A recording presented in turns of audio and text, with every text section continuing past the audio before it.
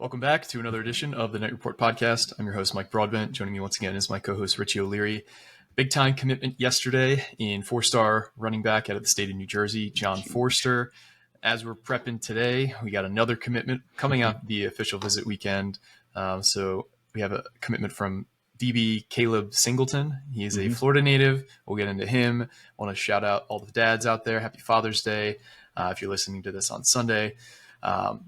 So we'll get into all those things and some basketball reporting. The team is officially all on campus. They had their first workout yesterday, and they had a barbecue at Pike's Place after the practice. So we'll get into all that and more.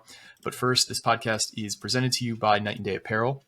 Beat the heat this summer with our hot, one-of-a-kind products. With temperatures rising, there's no better time to refresh your wardrobe with cool and stylish summer essentials. Whether you're planning a beach getaway, a picnic in the park, or simply lounging in the yard, we've got you covered. Visit our website today and explore the full range of summer essentials from pool floats and spatulas to bathing suits and tank tops. Use our promo code Rutgers Rivals to get 10% off your purchase. Shop now and keep chopping. And you know, it's funny. I'm pretty sure I saw those Block R pool floats from Night&Day in Pike's Pool at the barbecue in social media. Now, I don't have the post. I think it might have been a story. It might have been one of the new guys' stories, but I'm almost 100% sure I saw those Block R pool floats. So, Interesting. Unless they're sold elsewhere, the only place I know them to be sold is on Night&Day Apparel. So, pretty cool. Yeah. Let's talk about this big time commitment though. John Forster, our last podcast, Richie dropped his bomb that he was putting in a future cast, and 2 days later, he ends up committing. Ooh, John Forster's coincidence there. He was down to a group of finalists of Rutgers, West Virginia, and I believe Wisconsin, and then that kind of got modified to Rutgers and Illinois. But this is a guy who's listed at 5'11", 190. He was in a bit of St. Joe's was loaded last year. They had Yassine Willis, they had John Forster, they had another kid who was a really dynamic player, just a little on the shorter side. But John Forster is a really talented player. He's the number 5 ranked player in the state. He's a 4-star running back, and he was Rutgers' number 1 target on the running back board this recruiting class, and they locked him up. Tell us a little bit about how John Forster's journey in his recruitment ended up at Rutgers. Yeah, so Forster's been one of Rutgers' top targets for quite some time. I think he got his offer back in like 2022, 2021, something like that. I think Rutgers, if I recall correctly, was one of the first programs to offer him. And for a while, a lot of schools actually thought he was the best running back on the team for the past couple seasons, despite him not really getting the carries. It's weird to say. I shouldn't say the best running back on the team, the highest ceiling of the running backs on the team. They had a stacked running back room at St. Joe's almost every single year. Audric Estime was a couple years ago. Then you get your Shift and you get your Yassine Willis in there. You had Terrence Sumner, who you mentioned before, a little on the shorter side, but had 70-plus carries last year and put up some really good numbers. And then you had John Forster, who kind of is a totally different back from those guys. Like Audric was a true bowling ball power back. Yassine Willis is massive, so obviously a power back. Terrence Sumner was 5'6", 5'5", so totally different switch up there. And then John Forster is a little bit in between those two, and he's probably the most dynamic pass catcher out of the backfield. And they didn't just use him out of the backfield; they used him as a slot receiver too. And I think you could argue that might be his best position going forward. But regardless, this was their top running back target for a long time. I was close to submitting future casts a long time ago. Back in, I think, January, we were talking about it because he got the campus for one of the basketball games, and it sounded like things were pretty optimistic. And originally it sounded like it was Rutgers-Syracuse, then it was Rutgers-Illinois. Wisconsin got involved a little bit. Tennessee was there as well. He took unofficials to all these schools, kind of slowed his recruitment down a bit, got back to Rutgers for the spring game.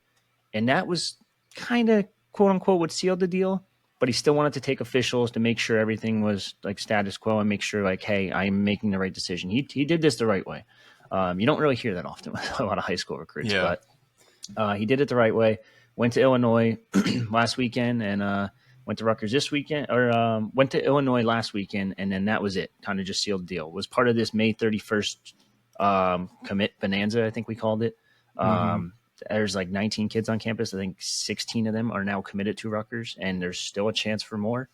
Absolutely insane weekend. From what I was told, that weekend kind of sealed the deal for just about every kid. It was one of the best like official visits I've ever heard. Like coaches rave about. I've heard the players rave about. I've heard the players like friends raving about it. Like, you don't understand, man. That weekend, like the greatest thing ever. And I'm like, dude, like what happened? Like, tell me. Is it Right? just Yeah. like a normal weekend? Like, and they're like, no, you don't understand. Like, we just bonded. We had so much fun. It was so competitive with like spike ball, volleyball on the beach, and then we get to New York City, and everyone was just connecting really well. It just worked out really, really well for Rutgers. And again, I don't think they're done with that weekend yet. Yeah, I mean, we've talked about this off the pod, but previously, when you're recruiting kids to come to Rutgers, in the last, maybe like 10 years ago when Shiano was here, the pitch was always, we're 45 minutes from New York, we're a half hour from the beach, we're an hour and, changed to the mountains, but like in December, you can't really show them all that. You can go to New York City, you're not going to the beach in December, but these weekends where the weather cooperates, like they have every recruiting weekend in the last 3 weeks, it's just you get to see it. Going to the beach, it's a gorgeous beach in Long Branch. They take them there, and they have all the stuff set up. They have that big, almost like the Howard's Rock run down the beach. Yep. For these kids, they get announced. Yeah, they just have a good time. Like, and then they go to New York. They can actually see it. Like, you talk about it is one thing, but seeing it is another. And then taking them out to these steakhouses and like wine and dining the parents. And Gianno's at this point just like a Jedi Master recruiter. You could talk about having the lack of NIL funds or whatever people are out there saying, but the proof is in the freaking pudding here. Like, yeah, Shiano, while Rutgers isn't in the upper echelon of NIL, and I don't think they ever will be, Shiano is probably the most resourceful coach in college football in terms of like maximizing everything he can possibly do recruiting. And it's shown. I don't think we're ever going to land those 5 stars who only want NIL, but all the other kids are fair game. So the rest of the 98% of recruits out there, or 99%, Gianna's going to be in on, especially when you see the success on the field. You see the recruiting momentum. Like, this momentum's going to roll into 26. Rutgers is going to have a really good year in the 2024 football season, and you're going to see that reflected in the 26 class as well. So just in general, like, huge. You can't say enough good things about how they put this class together. The guys who were, these, I wouldn't even say they're second tier, but they're not like the elite of the elite, but they're still elite guys, are now giving Rutgers the time of day where they kind of weren't a few years ago. And you could say whatever you want about why that was. I think primarily it's because they weren't having success in the field. You're seeing these blowout. Like, remember, like 2 years ago, even, what was the big thing out of the 23 or the 22 season that we said like needed to change? Rutgers needed to stop getting blown out. How many games did we lose by 30 plus that season? I think it was like 5. When you have that many blowouts, you can't really sell progress. Like, you can, but you can't.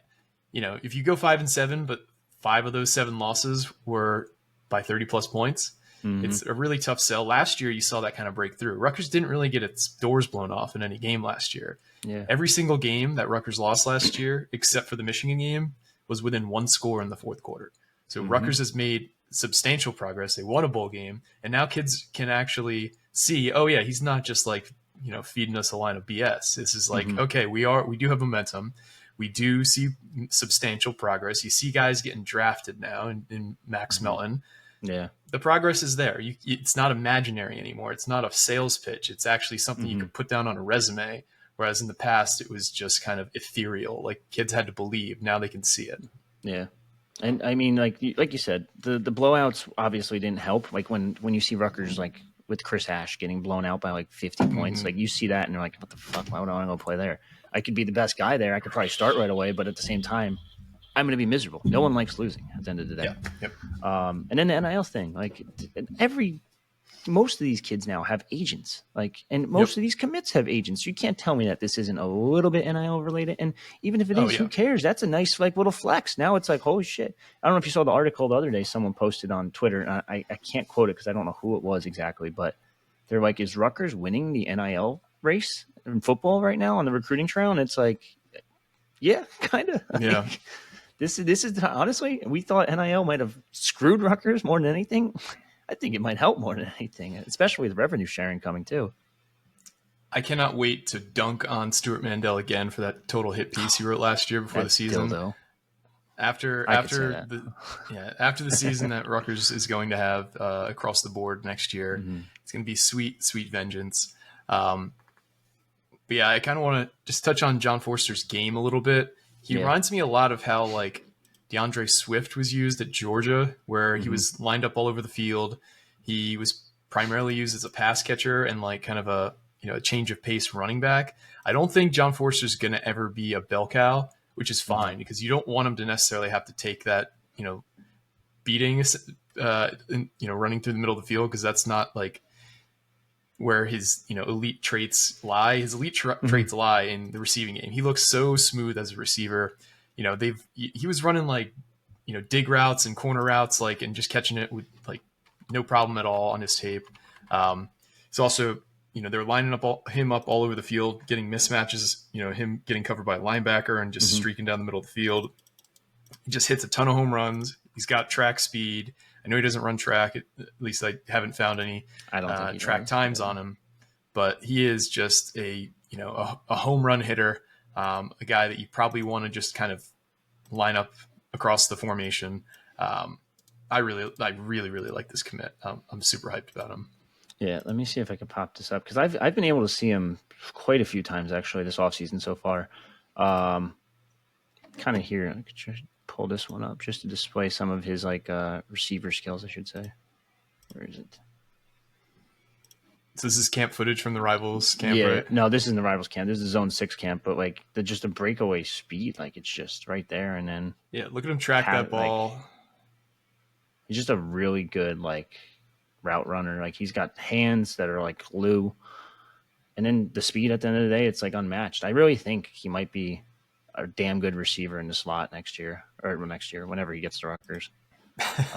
There is another graphics or another video somewhere. I can't find it from it wasn't Rivals, it was the Under Armour camp. I think I'll have to look for it, but besides the point, he's just a really good receiver, and I think a slot might be his best bet going forward. I think he could be a really good slot guy. And if you look at the running back room too, on top of everything, running back room stacked. They just brought in a Four-Star as a mid-year early enrollee. I don't even know what to call him, but Antoine Raymond, and he's probably going to redshirt because they've been that good at recruiting running backs. And again, we have to say this over and over again. Demir Shaw is turning into this stud recruiter.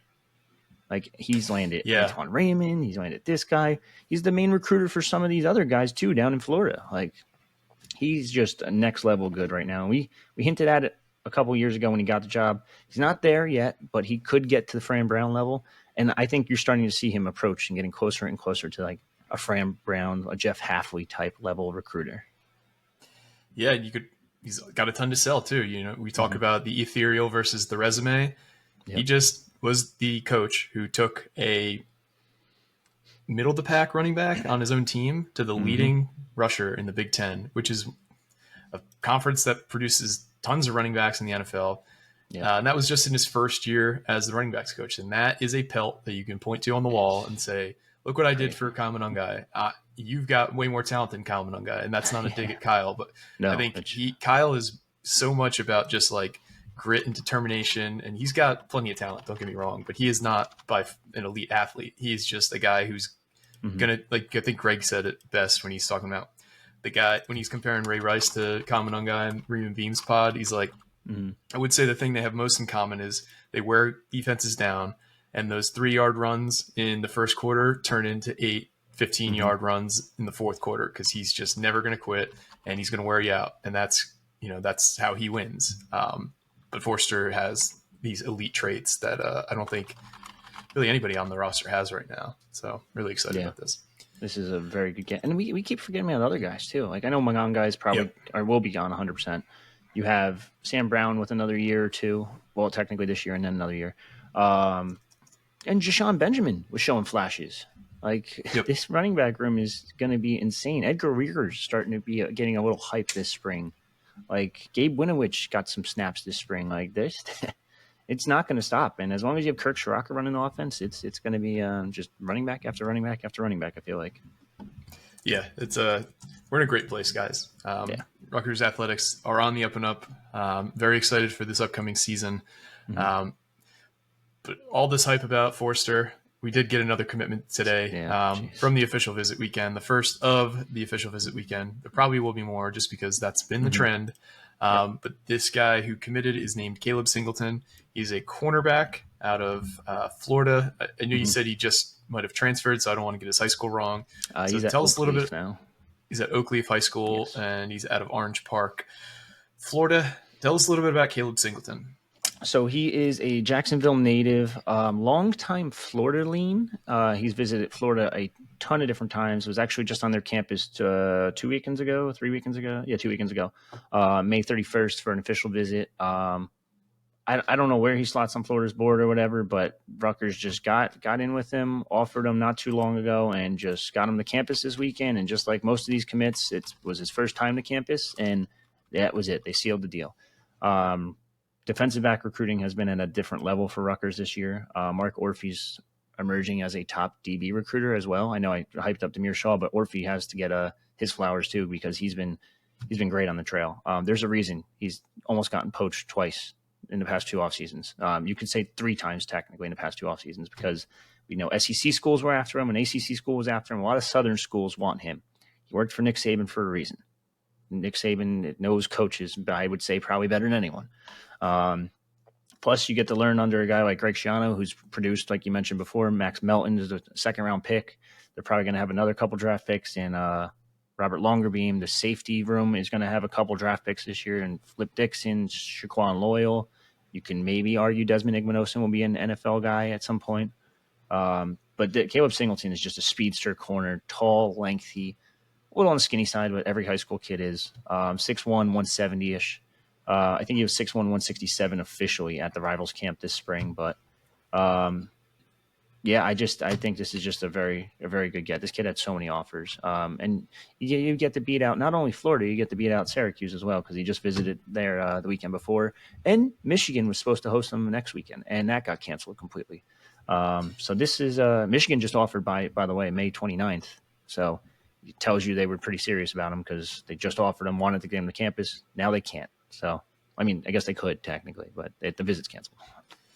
Yeah, and this is legit track speed too. His best time of the season was a 10.5 400 meter. Last week, or I guess a month ago at this point, at the Florida High School State Track Championships, he ran a 10.82, and that finished him 10th in the state in the 100 meter.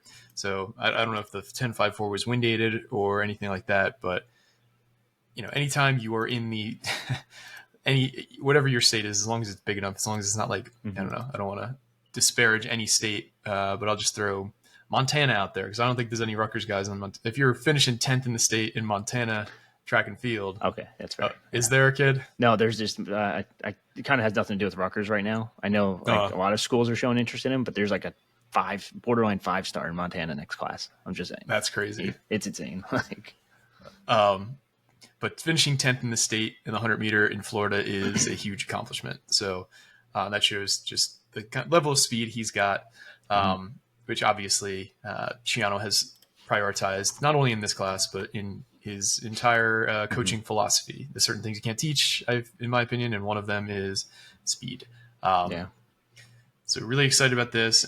We've said it again, time and time again, I should say. If Schiano wants a DB, then he clearly sees something in him, and he's got enough pelts on the wall to justify just being hyped about any DB commit that Rutgers ends up landing, especially one with the accolades he's got. You talk about those official visits that he's canceled. He was just on a Florida visit and getting a Michigan offer 2 weeks ago, and then committing to Rutgers and canceling your official to Michigan. That shows something. So big time commitment there. Anything else on Kaylib that obviously just committed, so we don't have nearly as much information on him as a guy like Forster, who Rutgers has been recruiting for years now. Yeah. He was at Fleming Island, like you kind of mentioned before. Fleming Island, school that Rutgers has been pretty good with. Trey Sneed, Abram Wright recently in a recent class. But he did just transfer to Oakleaf. He Jacksonville native. They continue to do very well in that Jacksonville area. Especially when it comes to high school recruiting. But no, nothing really else. Just another tall, lengthy DB and got got on campus this weekend. He fell in love with everything, and that was it. Sealed the deal. Now, these Florida kids are going to stay on for a while, no matter what. Any out-of-state kid, honestly, not just Florida. But I think they're done with Florida. Or not Florida. They're done with DB recruiting, I think. I mean, there's a chance. I know they also hosted Jakarian Keenan from South Carolina, but I think it was one or the other type situation. So now we kind of shift focus a little bit towards they want a tight end, a tackle again, another tackle, crazy. Keenan Edwards maybe from Georgia, defensive end, and then linebacker. You got Kamar Archie, DJ McClary, Tayshawn Alston, Jaden Breaker. Like there's they're far from done, and there's like 20 what are we 25 now? 24? Yeah, I do kind of want to go in a little deeper on the linebacker recruiting because I think you said some interesting things off the pod. I don't know what you're willing to talk about on. Why not? But let's start with Kamar Archie, who's on the tail end of this official visit. Where do you think stand with Rutgers and Kamar Archie? So it sounds like Rutgers is right there for Kamar Archie. I know going into the visit, Clemson made quite the impression on him. I think his visit was last weekend or weekend before to Clemson. It's listed here as the weekend of the 31st. Okay, so it was 2 weekends ago.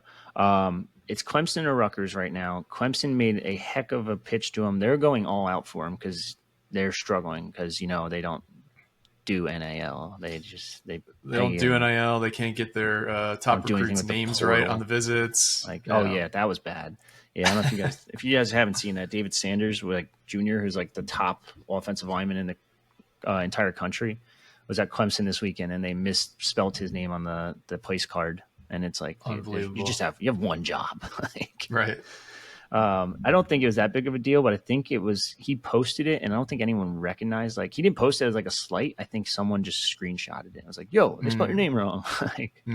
Gotcha. But yeah, Clemson's all out pushing for him. It's going to be tough. It's not going to be easy for sure, but I think Rutgers this weekend put in a lot of work. I think they have a pretty good shot. Now he's been to campus 100 times. If you look at his profile, it's kind of nuts looking or crazy looking. So yeah, definitely I'm going to keep close eye on him. He's probably going to make a decision sooner or later. I think he still has one more visit technically. He's scheduled to visit Michigan next weekend. Do you think that still happens? I would assume it still happens because he's put off his commitment this long. He could still get away with putting it off a little longer. Now he is 6'1", 230 already. I personally think he might end up getting bumped down to defensive end when it's all said and done, especially in a Greg Schiano type defense where it's like, hey, bump down everybody. I don't care what your position is. It's just like down, down, down, down. Mm-hmm. But yeah, it's between Rutgers and Clemson right now. I think Michigan could push next weekend, but I think it's between those two at the moment. Love to hear that. Yeah, from what it sounded like, from what you told me, it sounded like Rutgers was kind of on the outs there, but obviously get these kids on campus and you never know what's going to happen with Schiano and company. So you love to see that. What about DJ McClary? He's coming off his Penn State visit. I think he comes home today. Mm-hmm. Where do you think things stand with Rutgers and DJ McClary? So that's part of that May 31st weekend I was talking about. He's the one I'm going to keep a close eye on. So he's supposed to make a decision this upcoming week. Now, when it's going to happen, there's no set date or anything like that. He's going to go home, talk with his family, talk with his coaches, talk with everyone that is involved with his recruitment, and then kind of make a decision based off that. He was posting videos this weekend saying with the home emoji and home again, on his Penn State visit when I went at the stadium and the locker room, all that stuff. I know they're pushing to keep him now. Penn State's recruiting has been struggling recently, so they are pushing to keep him keep as much as they can of this recruiting class to start. But I think Rutgers made a hell of an impression on that May 31st weekend. I don't really know where this one's going to go. I want to lean a little bit towards Rutgers, to be honest with you. I think that it could flip, and usually that's I don't get me wrong, they've beat out Penn State for a couple kids this cycle, but when it's usually one-on-one, the past couple cycles, it's been all Penn State. If they want a kid, they're going to get them over Rutgers. But for Rutgers to straight up flip a Penn State kid this cycle would be it would make some a little bit of seismic movements. It would, you already got one former commitment from Jalen Matthews, but obviously he had decommitted previous to that. So it's different when you take something directly out of somebody's pocket rather than indirectly, I would guess. especially when he was just at State College. That's the bigger news. And they clearly can't say we didn't want him anymore, like they typically like to. But super exciting stuff. Stay tuned to the boards and your podcast feeds, because who knows what's going to happen in the coming days here. Yep. That's all the football stuff I wanted to talk about. There is some basketball news that we can hit on. It was announced, I believe NJ.com broke the news that DylanHarper had elective knee surgery that will put him out 4 to 6 weeks. Nothing major. I think he tweaked his knee in December. I remember there was a bunch of hoopla about he had left a game at Bosco and, was seemingly in a lot of pain, but was able to kind of come back for that game in Florida that you had gone to. I forget what that tournament was called. City of Palms, yeah. So he's able to return for that. He did have some tape on his knee a lot this season, but he was able to get through the season and play in how many All-Star games, win how many MVPs of All-Star 20. games. So it sounds like this is kind of not a surgery that should really alarm people. I think it was just a cleanup type thing. I don't expect him to miss any time in the season or be delayed in any way. But I think this is probably something he was dealing with some discomfort and just wanted to get it out of the way ahead of his, likely only college season. What's your level of concern on a 1 to 10 about this elective knee surgery? Talking to a guy who's had 3 knee surgeries and about 20 different procedures on his knees, I think he's fine. It looked like if you saw in the video of him, I think he actually it's taken down now, but the Knights of Raritan posted it, the NIL Collective, on their Instagram story. It was him kind of not struggling to walk, but after surgery, or any type of knee surgery, it takes a little bit of time to just kind of build it back real quick. But he was walking up the pike. He dapped him up, and you saw there's a tiny couple bandages where the scope goes, and it just seems like it's more of a cleanup than anything. Now, I'm kind of intrigued. I don't know the backstory to it yet. I'm supposed to talk to someone soon, but I'm kind of intrigued to learn more about what it was, how long it's been lingering, and did they wait to do it until he's technically enrolled so that way you have Rutgers doctors do it?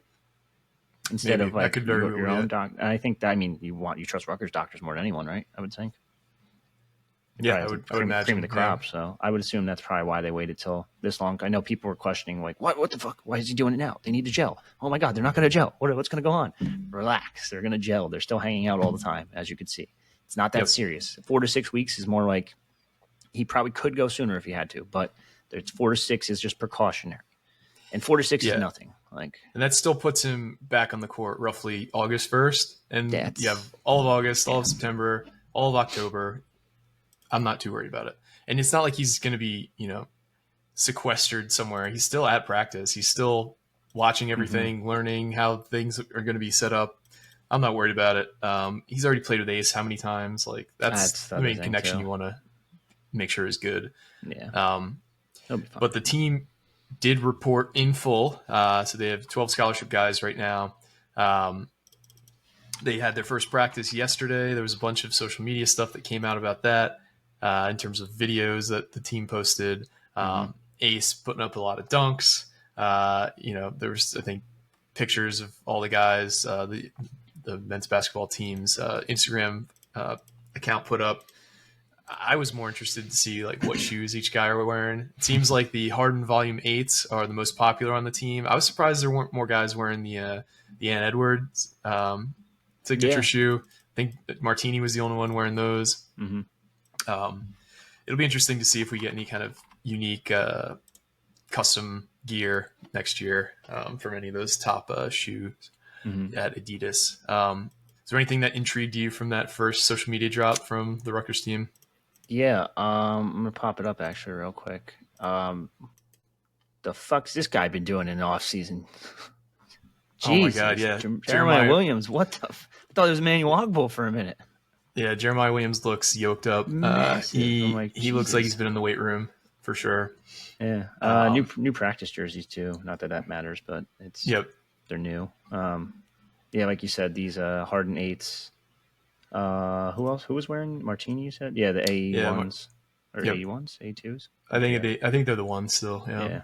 So and then I also found it interesting that the if you look at who was on the court with Ace at the time, it was Martini, like in that one clip with the red jerseys before he flipped it to black. So I guess it does. You're probably reading way too much into this.